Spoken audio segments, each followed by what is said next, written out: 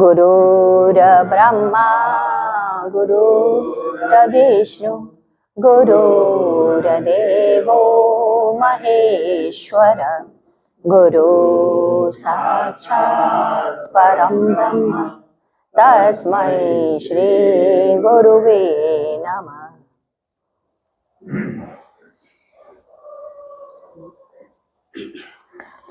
दिनांक 13 नवंबर 1994 एकादशी का समापन का दिन। प्रबोधनी एकादशी।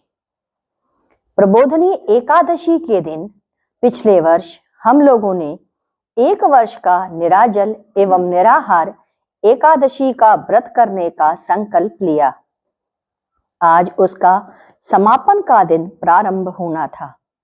अब तक सभी एकादशी बड़े ही सुंदर ढंग से संपन्न हुई।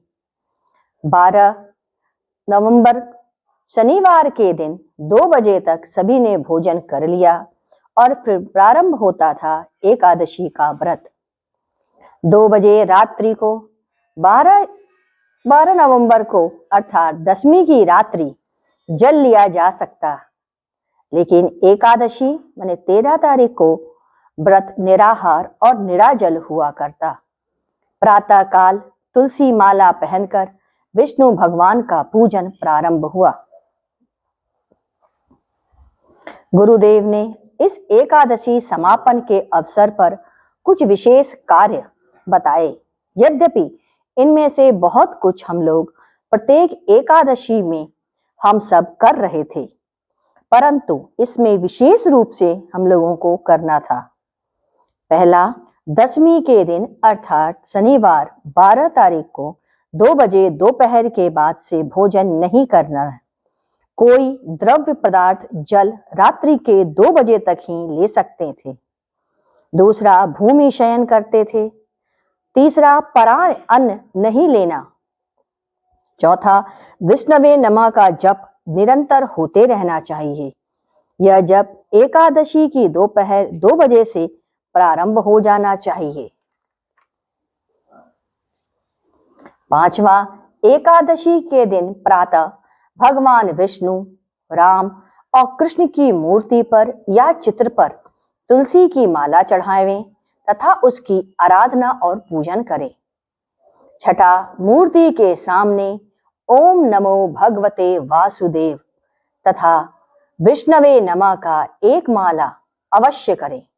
इसके बाद विष्णु सहस्रनाम पुरुष सूक्तम का वाचन सस्वर एक बार करें।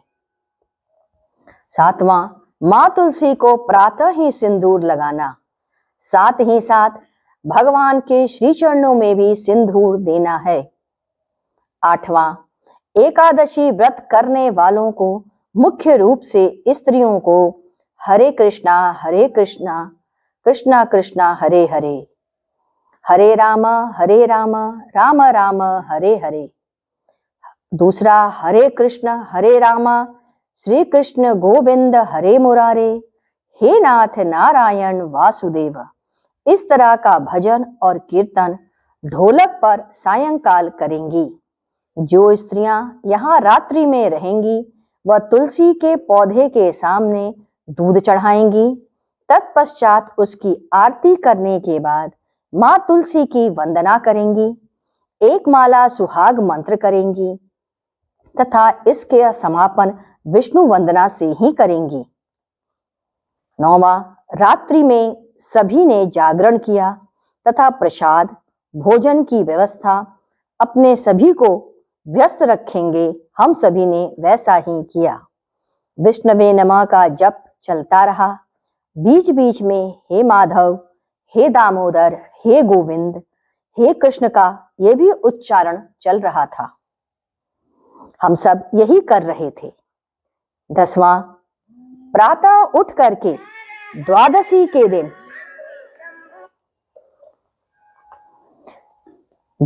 के दिन प्रातःकालीन हर कोई अपनी पूजा करने के बाद भगवान विष्णु की पूजा किए गए तथा विष्णु सहस्रनाम का सस्वर पाठ हुआ। प्रत्येक स्त्री व पुरुष एक एक कमल पुष्प तथा तुलसी दल अपने पास रखेंगे और उसे भगवान के चरणों पर अर्पित करेंगे। 11वां, विष्णु की ध्वनि निकालनी है। 12वां, प्रातः काल द्वादशी के दिन यज्ञ करने के पहले विष्णु वंदना सभी करेंगे। एक बार पुरुष सूक्त का सस्वर वाचन करेंगे और पुनः 3 माला विष्णु सहस्र 3 माले का हवन, विष्णु सहस्र नाम का भी हवन होगा। 13, भगवान विष्णु का हृदय पर तथा मस्तक पर ध्यान करना है।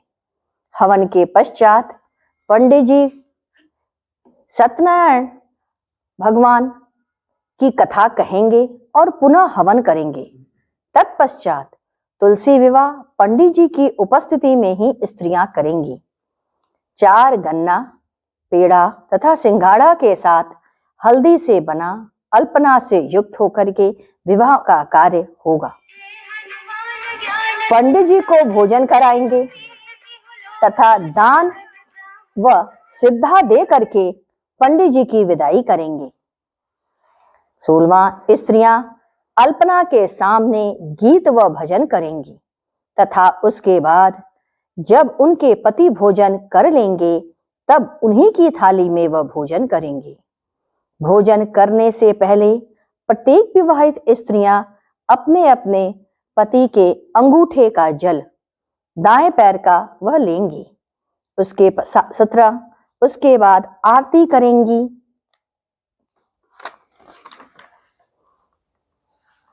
18वां, शंख से अर्घ्य देना है। सत्यनारायण जी को भगवान विष्णु व लक्ष्मी की मूर्ति को चांदी की थाली में रख करके शंख से अर्घ्य देना है। 19वां, पूजा में अगस्त का फूल, बेलपत्र, तुलसी, कमल का फूल, मौलसरी का फूल, कदम्ब का फूल, गुलाब का फूल, अशोक का फूल, सफेद या लाल कनेर का, समी पत्र के साथ एकादशी की पूजा प्रातः और सायंकाल करनी है। ये पुष्प इनमें से जो भी उपलब्ध हो उसे भगवान विष्णु के चरणों पर चढ़ाना है। 10वां, नैवेद्य में फल और मीठा चढ़ाएं। 21, ब्राह्मण को अपना अपना संकल्प छुड़वाएं ब्राह्मण के समक्ष। 22, 5 ब्राह्मण को दान देना है। धोती, कुर्ता, गमछा, तौलिया, 1 स्टील का गिलास या 51 रुपया प्रथम ब्राह्मण को जो हमारे यहाँ नित्य आते हैं, बाकियों को द्वादशी को जो आ रहे हैं उन्हें, शेष 4 ब्राह्मण को 1 गिलास, 1 गमछा और 11 रुपए प्रत्येक को देना। 23वां, ब्राह्मण को पैर धुलवाना है, फिर उन्हें रुचना लगाना है, फिर उसके बाद उनकी विदाई करनी है। सभी को यह कार्य और सभी अपना अपना अलग से सीधा देंगे। उपरोक्त सभी कृत बड़े ही प्रेम के साथ और भाव के साथ हम सभी ने किया। सभी ब्राह्मण को विदा करने के बाद यह समस्त कृत 9 बजे के पश्चात हम लोगों ने भोजन ग्रहण किया। इस प्रकार 12 वर्ष भर की 25 एकादशी निराहार और निर्जला रहकर आज हम सबका संकल्प पूरा हो गया। गुरुदेव की कृपा से किसी को कोई कष्ट नहीं हुआ। इतनी कठिन एकादशी का व्रत हम लोगों की शक्ति के बाहर था। 10वीं को 2 बजे खा करके सीधे द्वादशी के दिन प्रातः काल ब्राह्मण को खिला करके खाना, करीबन 42 घंटे का निराजल उपवास किस तरह प्रेम से हंसी खुशी बीत गया ये समझ में नहीं आता। अंतिम दिन सभी को उपवास करने का आदेश दिया गया था। यहाँ तक कि नीरज, पिंटू, ये भी 42 छोटे थे, वो 42 घंटे तक उपवास किए।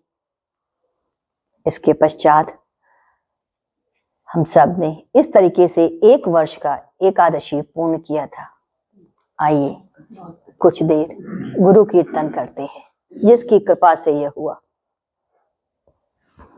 ओम गुरु ओम गुरु ओम गुरुदेव जय गुरु जय गुरु जय गुरुदेव। ओम गुरु ओम गुरुदेव जय गुरु जय गुरुदेव। ओम गुरु ओम गुरुदेव जय गुरु जय गुरुदेव। ओम गुरु ओम गुरुदेव जय गुरु जय गुरुदेव।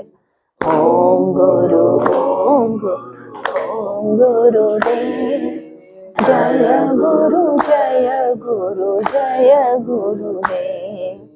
ओम गुरु ओम गुरुदेव जय गुरु जय गुरुदेव। ओम गुरु ओम गुरुदेव जय गुरु जय गुरुदेव।